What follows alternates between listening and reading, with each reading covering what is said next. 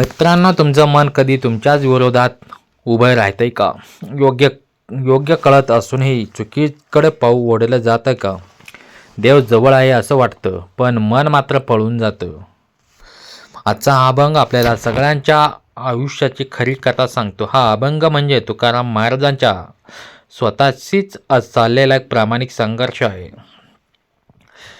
मित्रांनो, जर तुम्हाला असे सखोल अभ्यासपूर्ण मनाला भिडणारे संत साहित्याचे व्हिडिओ आवडत असेल तर चॅनलची मेंबरशिप जरूर घ्या आणि सुपर थँक्स घेऊन चॅनलला सपोर्ट जरूर करा. मेंबर्सला एक्सक्लुसिव्ह डीप स्क्रिप्ट लाईव्ह चर्चा नावाचा आभार आणि अधिक कंटेंट पाहण्याची संधी उपलब्ध होणार आहेत. हा व्हिडिओ आवडला तर लाईक करा. असे आणखी व्हिडिओ हवे असतील तर चॅनलला सबस्क्राईब करा आणि हा अभंग कोणाच्या तरी मनाला आधार दिल असं वाटत असेल तर शेअर करा. माझे मज कळव येते अवगुण, काय करू मना उन्हावर. आता आड उभा आहे नारायण, दया सिंधुपणा साच करू. वाचे वदे परी कठीण करणे, इंद्रिया अधीन झालो देवा. तुका म्हणे तुझ जैसा तैसा दास, न धरी उदास मायबाप. इथे अभंगाची पहिली वळ सांगते, माझे मज कळव येते अवगुण, काय करू मन अनावर. इथे तुकाराम महाराज फार मोठं सत्य सांगतात.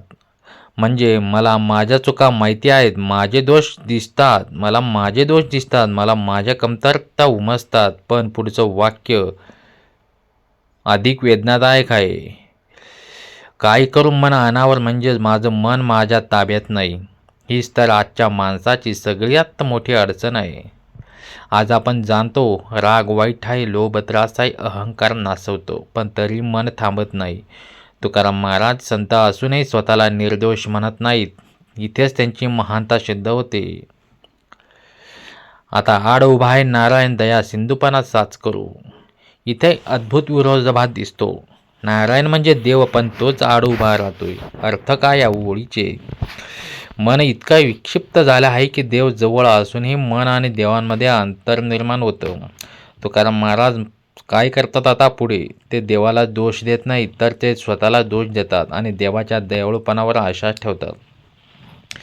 दया सिंधुपणा साच करू म्हणजे हे देवा, तू दयाचा सागर आहेस आणि माझ्यावर कृपा करावी. वाचा वदे परी करणे कठीण, इंद्रिया अधीन झालो देवा. ही ओळ तर आपल्या सगळ्यांच्या आयुष्याचा अर्थ आहे. बोलायला सोपं, करायला कठीण. आपण सगळे म्हणतो संयम ठेवायला हवा, सत्य बोलायला हवं, वाईट सवयी सोडायला हव्यात, पण इंद्रिया आपल्याला खेचतात, सवयी आपल्याला ओढतात आणि आपण गुलाम होतो. तुकाराम महाराज म्हणतात, मी इंद्रियाचा गुलाम झालो. इथे संत स्वतःला शरणागत करत आहेत, श्रेष्ठ ठरवत नाहीत. आजचा माणूस माहितीने भरलेला पण संयमाने रिकामा दिसतो. बोलण्यात धार्मिक, वागण्यात अस्थिर दिसतो. हा अभंग आपल्याला सांगतो, दोष दिसणं ही पहिली पायरी आहे, पण मन जिंकणं ही खरी साधना आहे. मित्रांनो, जर हा अभंग ऐकताना तुमचं स्वतःचं मन आठवलं असेल तर कमेंट्समध्ये एक शब्द लिहा फक्त, आणि एक, ते म्हणजे मन. हा व्हिडिओ पूर्ण बघा, कारण पुढच्या भागात सर्वाधिक भावनिक ओळ, जिथे तुकाराम महाराज देवाला मायबाप म्हणतात, कारण पुढचा भाग हा मन हेलवणार आहे. मित्रांनो, देव कधी तुमच्यावर रागवेल, देव कधी तुमच्यावर दूर जाईल, पण एक गोष्ट लक्षात ठेवा, आई वडील कधीही आपल्या मुलाला सोडत नाहीत. तुकाराम महाराज आज हाच विश्वास या शेवटच्या ओळीतून आपल्याला देतात. तुका म्हणे तुझं जैसा तैसा दास, न धरी उदास मायबापा. ही वळ म्हणजे संपूर्ण अभंगाचा अंतिम उत्तर आहे. तुका म्हणे म्हणजेच तुकाराम महाराज स्वतःचं नाव घेतात, कारण ही कबुली आहे, ही घोषणा नाही. तुझं जैसा तैसा दास. देवा, मी चांगला असो वाईट, मी दोषांनी भरलेला असो, मी अपूर्ण असो, तरीही मी तुझाच दास आहे. भक्ती इथे पात्रतेवर नाही तर संबंधावर आधारित आहे. न धरी उदास माय बापा, इथे भक्ती शिखरावर पोचते.